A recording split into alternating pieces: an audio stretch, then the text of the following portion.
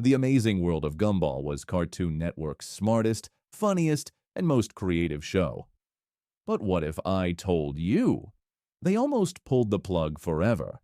Not because of ratings, not because of budget, but because Gumball dared to say what no other cartoon could. This is the day Cartoon Network tried to shut Gumball down. And the reasons are darker than you think. The Amazing World of Gumball wasn't just another cartoon.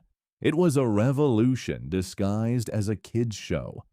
Blending everything from traditional animation to CGI, stop motion, and even live action, Gumball created a visual language unlike anything we'd seen before. But what made Gumball truly special wasn't just its innovative style. It was its razor-sharp wit. This was a show that didn't just break the fourth wall. It demolished it, rebuilt it, then winked at you while doing so. The adventures of a blue cat and his goldfish brother became the perfect vehicle for some of the most scathing satire ever to air on children's television. Think about it. How many kids' shows can you name that tackled consumerism, social media addiction, and corporate greed while still being genuinely hilarious? This wasn't just entertainment. It was subversion with a smile. As Gumball's popularity grew, so did its confidence.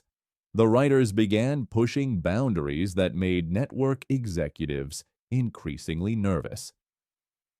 Let me take you through some episodes that allegedly caused serious friction behind the scenes. The money wasn't just another episode. It was a direct commentary on how networks squeeze every last penny from their properties. The Wattersons literally begin to fall apart when they run out of money. A not-so-subtle metaphor for how shows deteriorate when budgets get cut. Imagine airing that on the very network you're criticizing. Then came The Copycats, possibly the most brazen episode in animation history. The entire premise?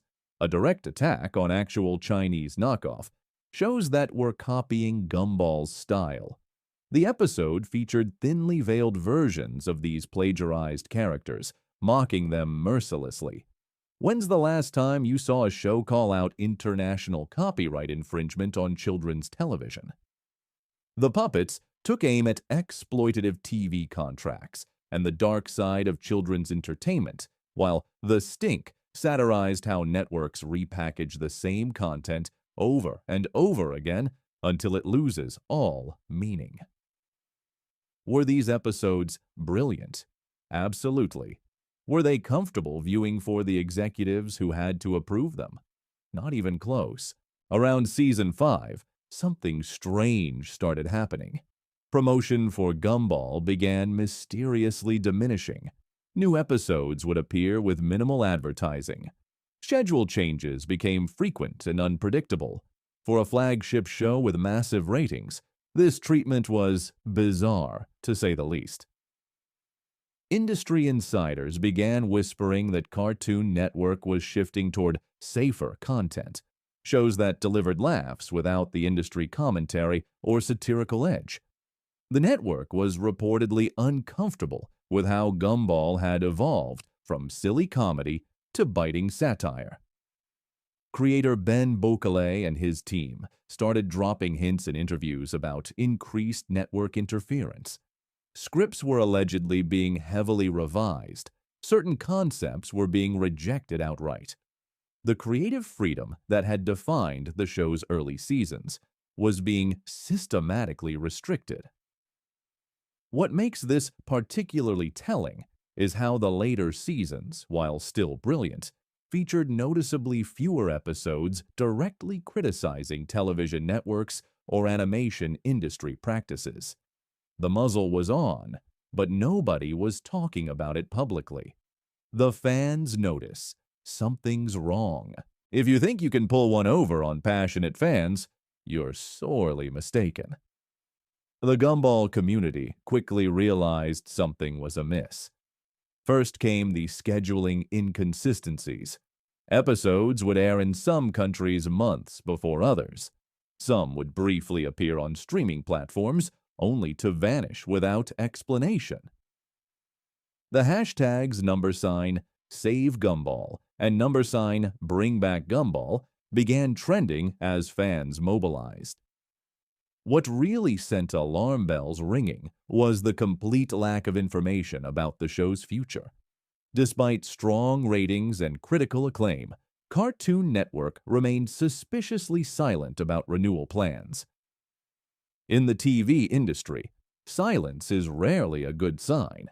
The final straw came with Season 6's shocking cliffhanger ending in The Inquisition, which left the entire universe of the show in jeopardy. It was the perfect setup for a new season. That wasn't announced.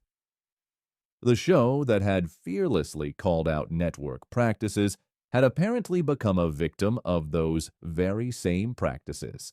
After years of silence, the announcement of Gumball the Movie sent shockwaves through the animation community.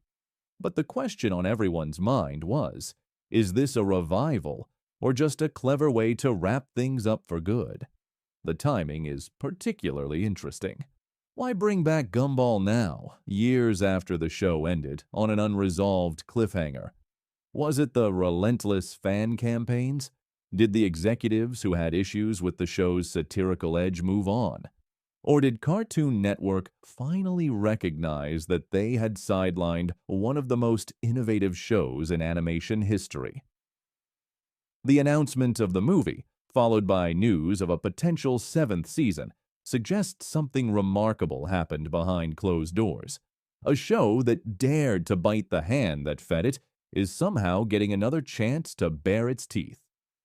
But here's the million-dollar question. Will the new Gumball content have the same fearless satirical edge?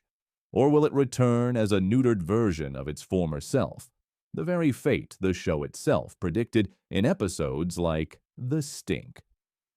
Whatever happens next, one thing is certain. The Amazing World of Gumball's near cancellation and surprising return represents one of the most fascinating chapters in modern animation history. It's the story of a show that was potentially silenced for being too honest about the very industry it was part of. So, the next time you watch Gumball and laugh at its wild antics, remember, you're watching a show that didn't just push boundaries. It's a show that survived an attempt to erase it from existence precisely because it refused to stop